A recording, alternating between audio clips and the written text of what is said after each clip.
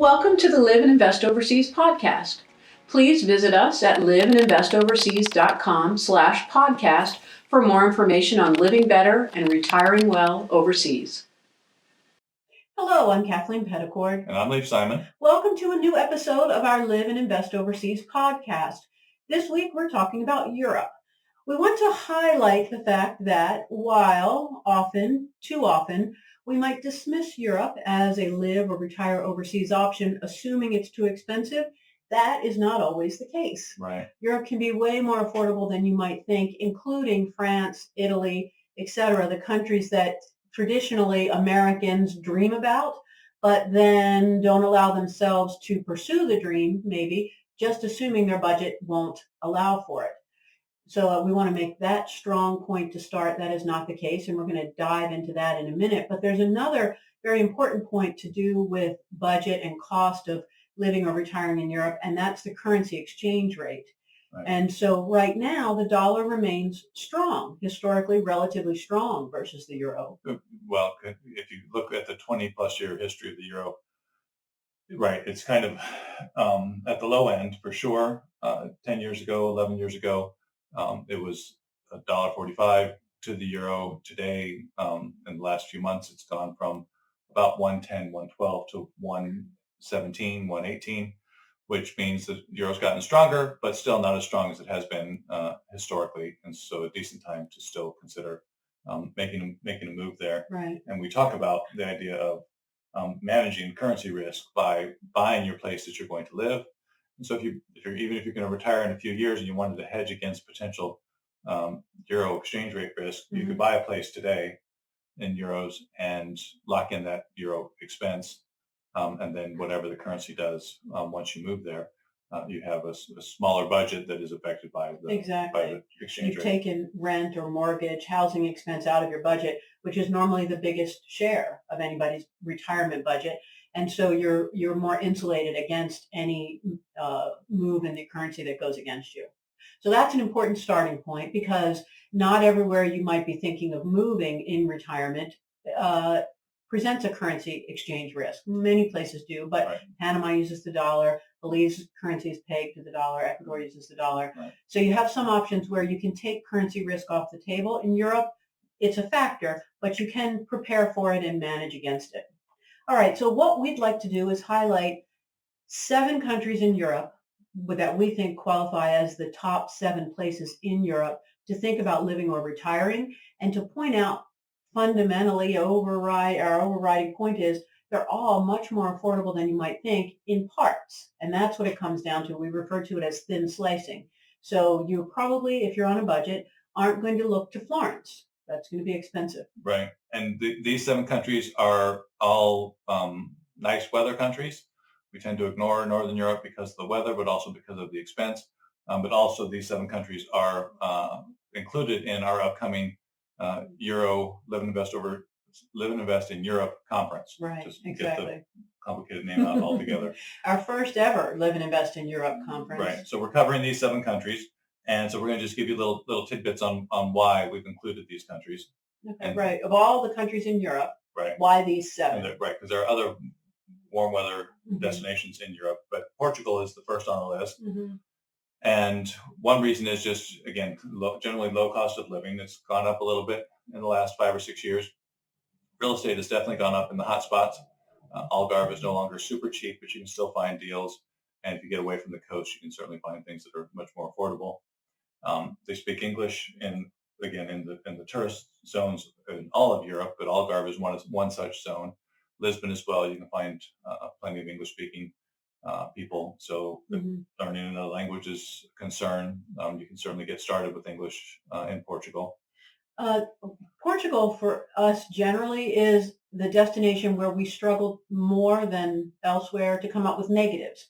We try to really take a very objective view of any destination that we highlight for you and say, here are the pros, here are the cons, the pluses, the minuses, everywhere has them.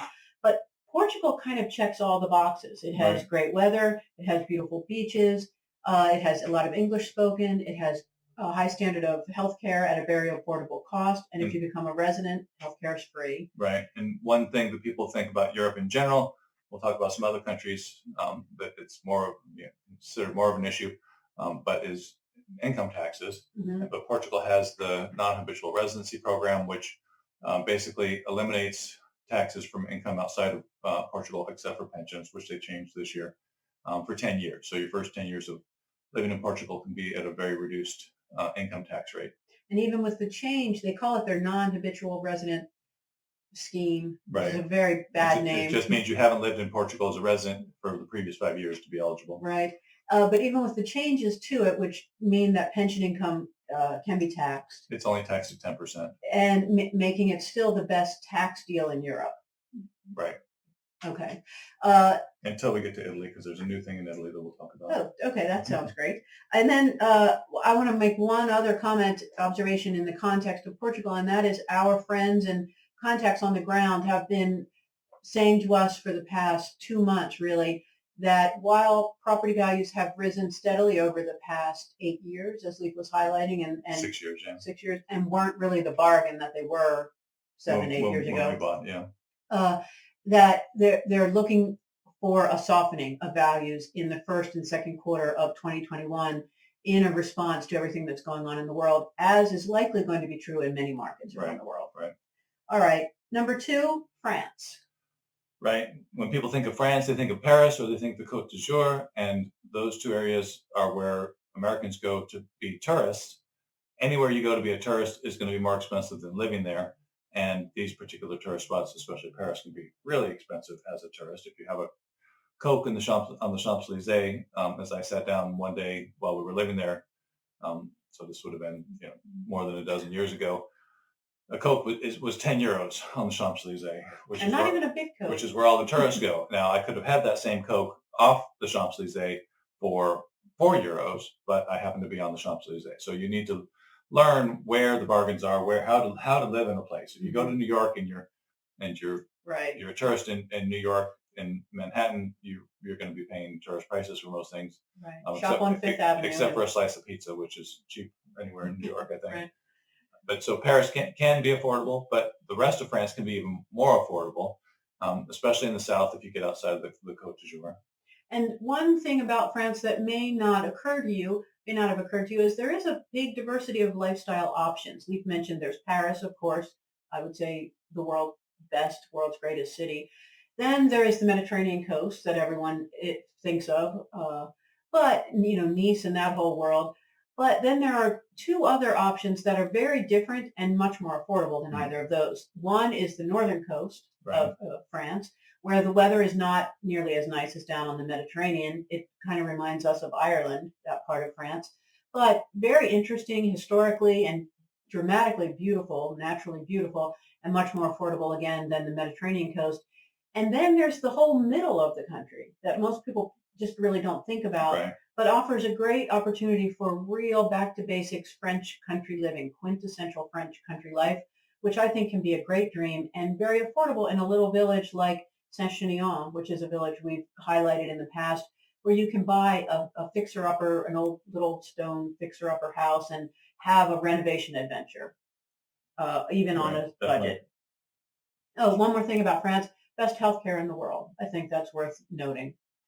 Italy. So Italy, again, can be very cheap or can be very expensive. Florence, and even just getting outside of Florence to Pisa, which the tourists pass through Pisa, the tourists stay in Florence. So Pisa housing and hotels are actually much cheaper, even though it's an hour away or whatever. But more importantly, other areas of Italy are even less expensive. The nice thing about Italian food is pasta and tomato sauce doesn't cost a lot, so you can eat well for inexpensive. But also this new tax regime that they introduced within the last year, but only in certain regions. So in the south, and the regions in the south, and Abruzzo, which is the area that we talk about a lot, which are the poorer regions, and the lower cost regions. Because of that, they have a flat tax for people moving in, similar to the non-habitual residence program in Portugal, that is 7%. And so if you move to Abruzzo, you can sign up for the new tax program. We're just learning more about it now, but I'll have more details at the Europe conference. That sure is appealing. For Europe, that's... And because Italy is one of the countries. France has people are afraid of France because of its taxes. For a retiree, France isn't that bad. The biggest hit in France is the social charges, which a retiree wouldn't pay unless they have active income. But in Italy, taxes are as high or worse than France, in fact. And in Italy, you're considered a tax resident if you're a resident once you register with the local, Okay. Well, that's an important point. the local police office. As a resident, you're effectively a tax resident.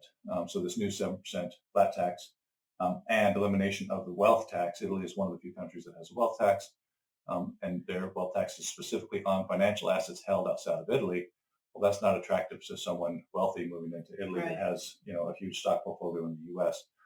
They've eliminated that wealth tax under this new program for Okay, so new this is residents. big, important news for someone potentially. Yeah. And it's all as a result of the fact that these specific regions of Italy, including Abruzzo, are so struggling right now economically, and they're losing population.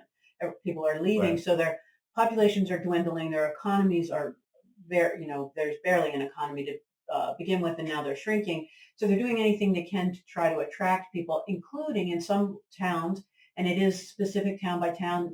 Each mayor, in fact, has a say over how these programs operate. But there are these real estate programs where you can Right. buy By building for €1, as long as you promise to renovate it exactly and spend a certain, in X certain period amount. of time, Right. invest X dollars or But euros. those are also really trying to not just get the buildings renovated, but get people to move there. So And start in the some digital kind of- age, that's more attractive to some Mhm. people. If you're working for a high tech company and can live anywhere in the world, you can go buy a building, an old townhouse in a village in Italy for say $50,000, €50,000, and renovate it, Mhm. and you can have excellent internet and work from there and have a great Great lifestyle. Well, and some of the programs are requiring that you have some kind of economic activity attached to the property, so that you renovate it to run it as a bed and breakfast or Right. something. Again, That's one of the tourism programs. Yeah. Yeah. There's lots of So incentives in Italy. it's right now. town by town, but really interesting opportunities. Spain. So Spain is Spain. The nice thing about Spain is it has a very long Mediterranean coast. Most people forget the northern coast, but the Caribbean coast, the Mediterranean coast has lots of different costas. So you can be in Barcelona, which is a great city on the ocean, Valencia in the middle. Barcelona has 4 seasons, 4 mild seasons, so you can wear a jacket in February and not get too hot. All the way down to the Costa del Sol, the most famous coast, and you can find English in most of the costas because of the ongoing tourism Mhm. there. And a lot of people love the Spanish lifestyle. The tapas dining, not hanging out at 10 o'clock and start for dinner. Well, it is a very different lifestyle and life schedule, if you will, than even in France. Right. And so, whereas the life in France and the French, you could say they're reserved and they're proper. They care about things being so. Spain is much more freewheeling and open and kind of life is a fiesta. Right. That's a better. That's a good way to put it. And part of this this whole fiesta lifestyle is the siesta, because you can't live a constant fiesta without a nap in the middle of the day. So the siesta is alive and well in Spain, and businesses still closed maybe for 3 hours in the afternoon. Everyone goes and has an extended lunch and an actual nap, and then comes back to business, meaning dinner is normally very late. So it sounds very fun to me for a short while. I don't know if I could live that way indefinitely. All right. Let's see what we are. All right. Now we're on to number 5, European country that we want to highlight as being more affordable than you might imagine, Malta. And easier than you might imagine. Malta is an English-speaking country. It's one of their 2 official languages. The other is Maltese, which unless you're really interested, you're not likely to learn. It's a very old language, Maltese is, and it's based off of Arabic characters, and it sounds similar to Arabic from what I'm told. But English is the other official language, so that makes it easy. Also, it's one of the easiest residency options that I know of anywhere in the world, because you can get residency in Malta just by renting a place to live. There are 3 or 4 different residency type of options, including a citizenship by investment program in Malta. But if you just want to become a resident of Malta and move there, you can sign a lease agreement with a minimum monthly rent. And do you know what the minimum is? Not to put you on the spot. Each of the programs has a slightly different one. The general I want to live in Malta one, I think it's 16,000 euros a year, right? So less. So it's not cheap rent, but not huge. But it's not huge rent either. One point about Malta is that it gets very hot in the summer. Right. It's in the middle of the Mediterranean. It's an island. And so, right, if you're not up for the heat, as we know, a lot of people aren't, it can be in the, high 90s. I think you can hit 100 in Malta. And also it is a series of islands. And so life on an island can feel small and restricted. It's something you'd want to go and try on for size, I think. Although it's become easier since Malta entered the EU. There's lots of ferries to and from Sicily and Italy, and there's more flights in and out of Malta now that they're in the EU. All right, Greece. So Greece is another place. The downside to Greece is the only way to get residency is through their Golden Visa program, which requires a 250,000 euro investment. So not a huge threshold, but that's the only way to get legal residency in Greece. They don't have an income option like the other countries. Right. But it's inexpensive and affordable island living. So Corfu, Crete, if you go to the more known smaller islands like Santorini, it can get very expensive. Or if you want to live in the capital, Athens, again, it's very, very affordable for a European capital. All right. And then finally, the final country we want to highlight may not have occurred to you, but we think is interesting, Cyprus. So right, Cyprus, another island in the Mediterranean, also in the EU, split into 2 countries. Cyprus, as I say, the EU part is the southern part. Northern Cyprus isn't officially recognized as a country except by Turkey. The island split back in the 60s or 80s. I forget the date off the top of my head. But they're amicable now, but it's southern Cyprus that has citizenship by investment programs, lots of resorts. So if you're interested in real estate investment, it can make sense. Lots of English speaking. English isn't an official language, but it's highly spoken. Cyprus was a British colony at one point, so lots of English spoken on the island as well. Okay, so I hope we've given you a brief whirlwind tour of your best and very affordable options across Europe. If Europe is your dream, don't give up on it because you're afraid, even if your retirement budget is small, you're afraid you can't afford it. I bet you could if you look more closely. And that's what we're going to do over the 3 days of our Live and Invest in Europe conference, which is just in 2 weeks' time, I think. Yeah. And we have dozens of on-the-ground experts and current expats from each of these destinations participating to share details of what it's like living there and being an expat in these places. Thank you for listening. We appreciate it. We hope you'll be back again next week. We will. We'll see you then. Bye, everyone. Thank you for listening. We hope you enjoyed this episode of our Live and Invest Overseas podcast. For more, please visit liveandinvestoverseas.com/podcast, where you'll find lots more information and resources to help you live better and retire well overseas.